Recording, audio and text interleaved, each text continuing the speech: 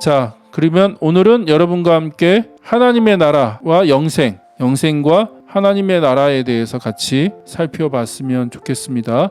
자, 우리가 앞에 영상에서 이런 얘기 했죠. 구약의 종말론을 얘기할 때 이 시대, 우리가 이제 살아가는 이 시대에 물론 화제가 있고 메시아를 통해서 이 땅에 이루어질, 그걸 이제 오는 시대, 하나님 나라가 이제 메시아가 오심으로 이 땅에 하나님의 나라, 구약으로 보면 이제 다윗의 왕국이죠. 다윗의 왕국, 하나님의 나라, 하나님의 왕국이 완성되고 이루어질 건데, 그걸 오는 시대라고 했고, 올람 하바라고 말씀드렸는데, 오는 시대, 하나님 나라에서의 삶, 메시아를 통해서 완성될 하나님 왕국에서 살아가는 그 삶을 영생이라고 했습니다. 영생. 그래서 영생은 죽어서 천국에서 영원히 사는 것을 의미하지 않는다. 죽어서 천국에서 영원히 사는 것을 영생이라고 말하지 않는다. 영생이라고 하는 것은 메시아를 통해서 이루어질 하나님의 나라, 하나님 왕국에서의 삶, 그것을 영생이라고 얘기한다. 그래서 이 땅에서 벗어나 하늘로 가는 것, 그런 개념은 구약에 없다고 말씀드렸습니다. 그런 개념 없어요, 구약에. 이게 시간의 역사, 이 땅의 역사죠. 이 땅이 딱 단절되고 이 땅은 불타서 없어지고 우리가 다시 한번 하늘로 옮겨가서 하늘에서 새로운 시간이 시작되는 게 아니에요. 그게 구약의 어떤 세계관, 또 신약의 세계관, 그런 개념 없다고 말씀드렸습니다. 하나님 나라는 어디에 임해요? 이 땅에 임해요. 이 땅에. 하나님의 왕국, 하나님의 나라는 이 땅에 임해요. 그러니까 메시아가 어느 날 오셔서 그게 주의 날이고 여호와의 날이고 야훼의 날이라고 말씀드렸잖아요. 그 날에 이 땅에 하나님 나라를 완성하실 건데, 하나님의 나라는 이 땅, 창조 세계, 이 땅에 이루어지고 임하는 거다.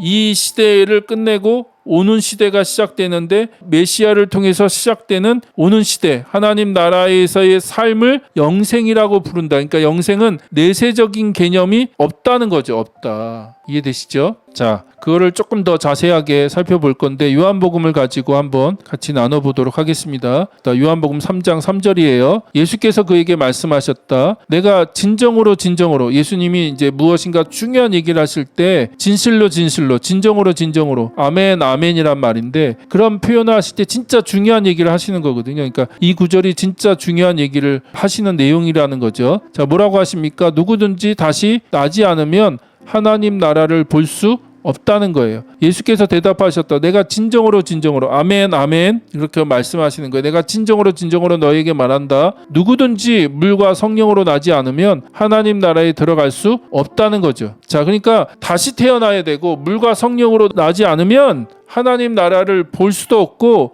하나님 나라에 들어갈 수도 없다. 근데 이것을 죽어서 가는 천국이라고 생각하면 안 된다는 거예요. 이해되시죠? 계속 얘기했습니다. 메시아를 통해서, 예수님을 통해서 이 땅에 하나님 나라가 도래하는 거죠. 시작됐고 또 하나님 나라가 임하고 있고 이미 시작됐어요. 그러니까 그 예수 메시아를 통해서 시작된 하나님 나라를 거듭나지 않으면 볼 수도 없고 어떻게 해요? 그 나라에 들어갈 수도 없다. 자, 그 다음에 3장 6절, 육에서 난 것은 6이고 영에서 난 것은 0이다. 12절, 내가 땅의 일을 말하여도 너희가 믿지 않거든. 하물며 하늘의 일을 말하면 어떻게 믿겠느냐. 그러면서 6과 0, 땅과 하늘 이렇게 서로 대조되는, 6과 0이 서로 대조되고 땅과 하늘이 서로 대조되는 그런 거로 이제 이해를 하는데, 이게 이제 뒤에 가서 더 자세히 설명드릴게요. 잘못된 이원론으로 이걸 이해하면 안 돼요. 잘못된 이원론으로 이걸 이해하면 안 되는데, 그 부분은 제가 하여튼 뒤에 가서 더 자세하게 얘기할 거니까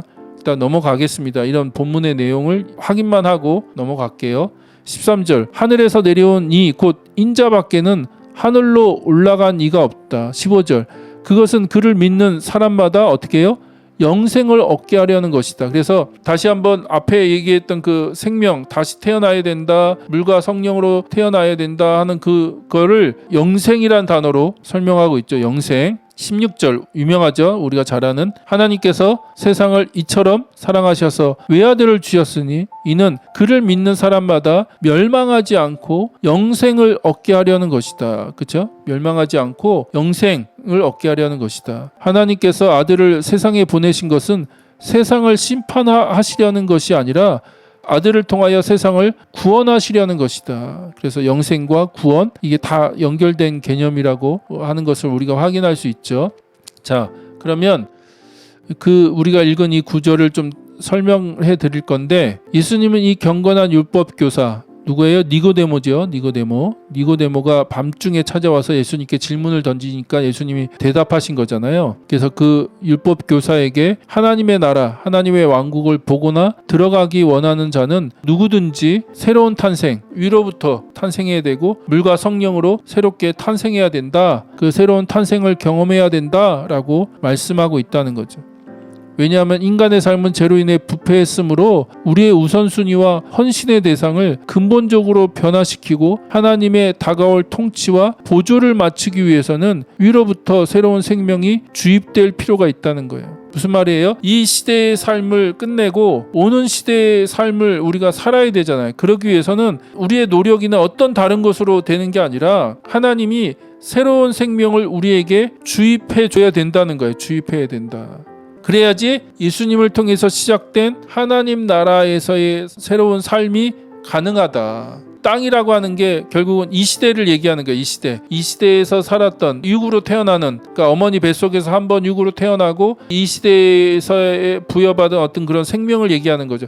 그걸로서는 하나님 나라의 삶을 살아갈 수가 없는 거예요. 살아갈 수가 없다. 그 하나님이 새롭게 시작하시는 새로운 통치를 보조를 맞출 수 없다는, 순종할 수 없고 그런 삶을 살아갈 수 없다는 거예요. 새로운 삶을 살려면 새로운 생명을 부여받아야 된다. 근데 그 새로운 생명이라고 하는 것이 뭐예요?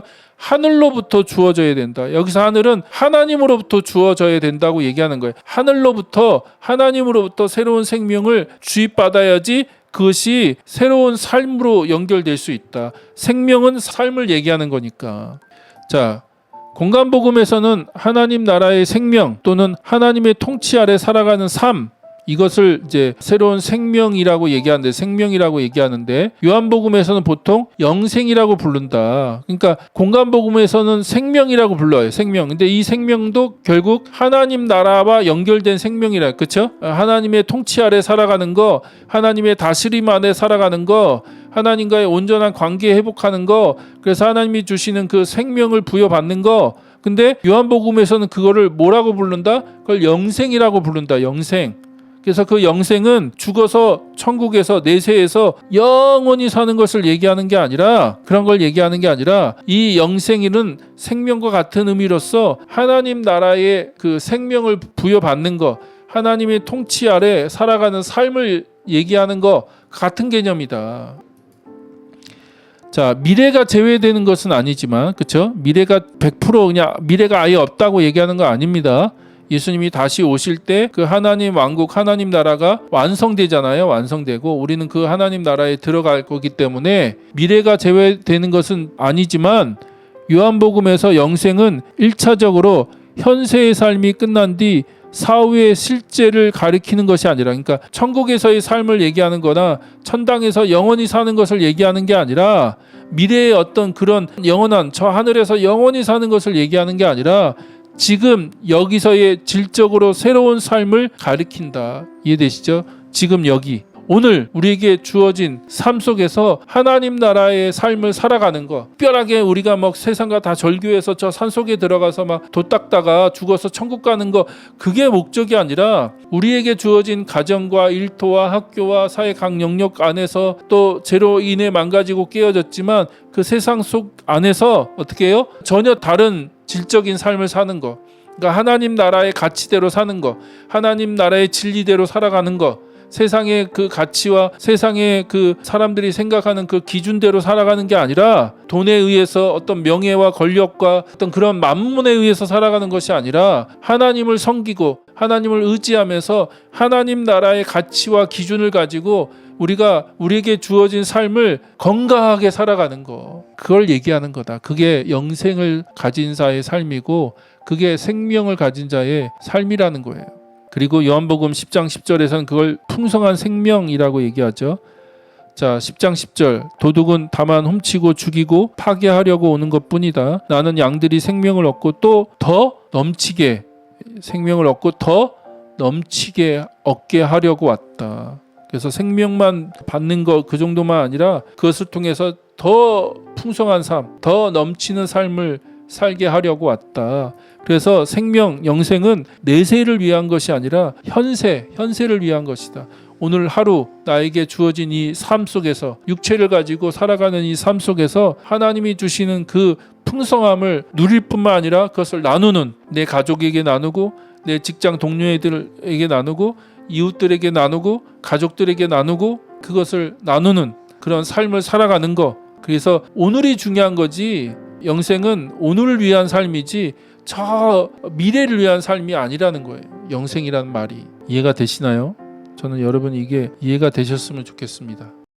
자, 따라서 요한복음에서 말하는 새로운 탄생은 공간복음이 말하는 회개와 믿음, 그것과 비슷한 방식으로 기능한다는 거예요. 새 생명을 주입하고 그로 인해 우리의 방향을 하나님 나라의 목적을 향하도록 재조정하려면 새로운 탄생이 필요하다. 무슨 말이냐? 자, 요한복음에서는 영생을 얘기하는데 공간복음에서는 회개와 믿음을 얘기하고 있고, 근데 이게 같은 개념이라는 거예요. 같은 개념. 자, 회개가 뭡니까? 회개라고 하는 건 가던 길을 돌이키는 거거든요. 운전으로 비유하면 내가 목적지를 저 북쪽으로 가야 되는데 남쪽으로 한참 가고 있는 거예요.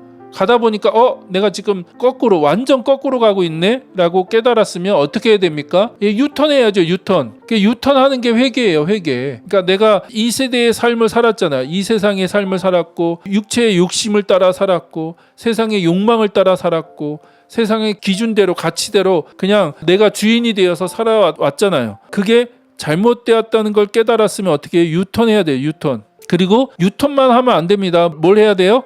이제는 북쪽을 향해서, 그러니까 하나님을 향해서 이제 쭉 내가 살아가야죠. 이제는 북쪽을 향해서 계속 가야 되는 거죠. 내가 하나님을 등지고 살아왔는데 이제는 하나님을 향해서 삶의 방향을 바꿨어요. 그리고 하나님을 향해서 쭉 걸어가야죠. 이제 그게 믿음이에요. 믿음은 지적인 동의를 얘기하는 게 아니라 어떤 신실함, 충성됨, 하나님을 향해서 계속해서 그 하나님을 신뢰하고 의지하고 발을 맞추면서 계속해서 걸어가는 거, 지속적으로 하나님을 향해서 걸어가는 게, 그게 믿음이다. 믿음. 근데 영생이라는 것도 그런 거예요.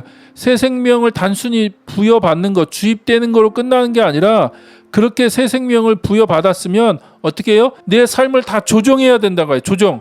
내 삶을 조정해야죠. 그렇죠? 하나님 나라의 삶으로 내 삶을 바꿔야 되는 거예요. 그게 변화예요. 그게 변화고 신앙 성숙이고 성장이에요. 이해되세요? 그래서 내 삶을 다 재조정해서 하나님 나라의 가치에 맞도록 내가 계속해서 그렇게 살아가야 되는 거예요. 내 삶을 한순간에 바뀌는 게 아니에요. 계속해서 하나님과의 관계 안에서 내 안에 계신 성령님과 계속 보조를 맞추면서 내 삶의 그 모든 어그러지고 깨어진 그런 것들을 다시 정리하고 버릴 거 버리고 또 다시 그걸 조합해서 하나님 나라의 가치대로 그것을 세워가는 거죠. 계속해서 세워가는 거. 그렇게 해서 다시 한번 새로운 삶을 사는 거.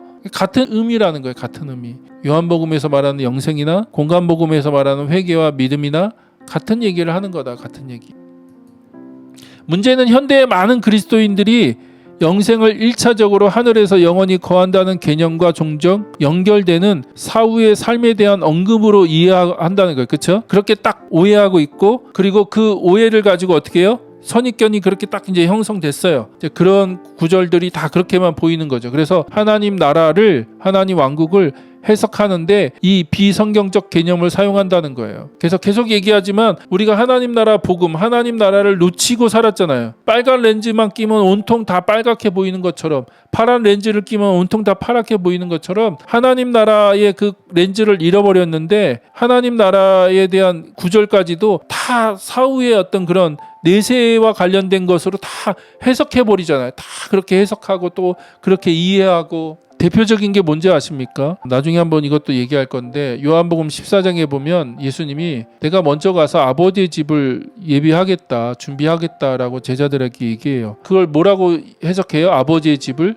죽어서 가는 천국, 저 하늘에 예수님께서 먼저 가서 하늘에다가 집을 잘 준비해 놓겠다는 거예요. 멋지고 화려한 집을, 천국을 잘 준비해 놓고 이제 나중에 제자들이 그렇게 천국에 갔을 때 그 천국에서 살 수 있도록. 근데 거기서 말하는 아버지의 집은 천국을 얘기하는 게 아니다. 구약이든 신약이든 아버지의 집은 성전을 얘기하는 거예요. 성전, 아버지의 집은. 그래서 구약에서 성전을 다른 말로 표현할 때 하나님의 집이라고 표현하거든요. 하나님의 집. 그러니까 그 예수님의 관점에서는 아버지의 집이죠. 죽어서 가는 천국을 얘기하는 게 아니라 성전을 얘기하는 거다. 성전. 근데 우리가 다 이런 식으로만 다 세팅을 해놓고 그렇게 이제 빨간 렌즈만 끼고 보니까 다 빨간 거로만 보이는 거죠. 그러니까 그 구절까지도 이것도 죽어서 가는 천국을 얘기하는 거야. 여기서 말하는 아버지의 집은 천국을 얘기하는 거야 라고 그렇게 생각한다는 거예요. 그러니까 우리 안에 뭐가 필요하냐? 우리 안에 그동안 잘못된 그 렌즈를 이제는 빼버리고 이제 하나님 나라의 렌즈, 하나님 나라 복음의 렌즈를 바르게 끼고 우리가 성경을 바르게 읽고 해석하고 또 이해하고 가르치고 적용하고 순종해야 된다는 거죠. 자, 이 문제를 제대로 다루려면 교회 안에 만연해온 이원론, 비성경적인 성속 이론, 성, 거룩한 게 있고 속, 부정한 게 있고 딱 두 가지, 세상에는 거룩한 것과 부정한 것으로 딱 나뉜다고 하는 이원론으로 사람들이 모든 걸 다 해석하는 거죠. 그러니까 초자연적인 영적 세계, 아까 우리가 육과 영, 땅과 하늘 그렇게 살펴봤잖아요. 하늘과 영, 그건 다 어떤 초자연적인 영적인 세계가 있다. 그게 거룩하고 이것만 좋은 거고 나머지 육과 땅은 나쁜 거고 더러운 거고 타락한 거고 부정한 거고 그러니까 자꾸 여기서 벗어나 이쪽으로 가야 된다고 생각하는 거예요. 그게 구원이라고 생각하고 그것을 천국 가는 거로 설명을 하는 거죠. 그래서 우리가 살아가는 자연적, 일상적, 세속적 세계를 대조하며 하나님 나라는 전자에만, 그렇죠? 이런 영적인 세계, 어떤 이 거룩한 곳에만 임한다고 얘기한다는 거예요. 그러나 뒤에도 얘기하겠지만 하나님 나라는 하늘에서 땅으로 임하는 거예요. 죄로 인해서 깨어지고 망가지고 정말로 날마다 너무나 끔찍한 일들이 발생하고 있는 이 땅, 하나님을 거부하고 인간이 왕이 되어서 살아가는, 그래서 매일매일 끔찍한 일들, 너무나 슬프고 정말 우리의 마음을 어렵게 만드는 일들이 벌어지는 이 땅, 그러나 하나님 그 땅을 포기하지 않으시고 그 땅을 회복하기 위해서, 구원하시기 위해서 일하신다. 왜 자꾸 우리가 하늘나라를 하늘 너머의 어떤 특별한 공간으로 만들어 놓고 거기만이 거룩하고 영적이고 그런 것으로만 얘기하냐는 거예요. 그게 잘못된 이원론이라는 거죠. 또한 하나님의 나라가 땅과 반대되는 하늘과 동일하다고 생각하는 거, 이것도 이원론이죠. 하늘은 거룩한 영역이고 땅은 악하거나 열등한 영역이라고 생각하는 이런 이원론을 버려야 된다는 거예요. 그런 렌즈를 빼버려야 된다. 앞에 구절들은 예수님이 자기 나라를 하늘과 동일시하고 계신 것이 아니라 예수님은 자기의 능력의 기원, 그러니까 예수님이 계속 하늘을 얘기한다. 하늘을 얘기하는 것은 우리가 땅에서 태어나는 것만은 안 되고 하늘에서 한번 태어나야 되고, 또 내가 하늘로 가는 걸 얘기하고, 예수님 자꾸 그런 하늘을 얘기하는 것은 그 예수님이 가지고 오시는 하나님 나라를 하늘과 동일시하고 계신 것이 아니라 그 예수님의 그 능력의 기원, 또 새로운 생명의 기원, 그것이 어디에 있다고요? 하늘, 곧 하나님에게 있다고요. 기원을 얘기하는 거지 목적지를 얘기하는 게 아니다. 그러니까 우리가 목적지를 하늘이라고 얘기하면 안 된다. 그건 어떤 능력의 기원, 근원으로서 하늘을 얘기하는 거다. 요점은 예수님의 나라가 예수님이 가지고 오신 영원한 생명처럼 하늘에서부터 다스리시는 하나님에게서 비롯되었으며, 그렇죠? 하나님으로부터 그것들이 시작되었다라고 하는 근원, 출발점을 얘기하는 거죠. 그 나라는 그러나 땅을 위한 것이다. 철저하게 땅을 위한 것이다. 땅.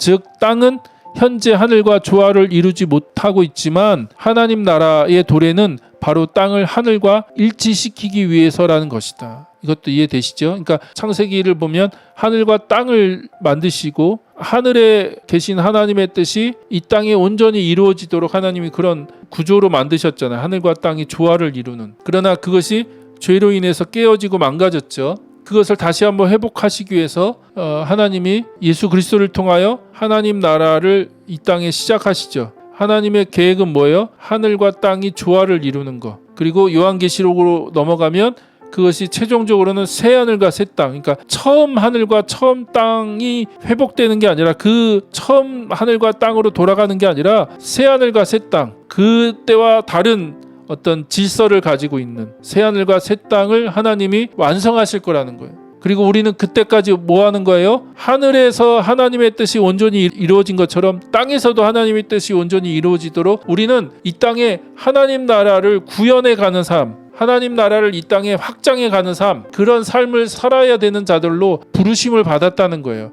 우리 이 땅에서 어떻게 하든 이 땅에서 벗어나 하늘로 가는 것이 우리의 목적이 아니라 우리는 어떻게 하셔든 어떻게 해요? 하늘을 이 땅으로 가지고 오는 거예요. 그리고 그것이 가능한 이유는 뭐예요? 우리에게 영생이 있기 때문에. 우리에게 생명이 있잖아요. 생명.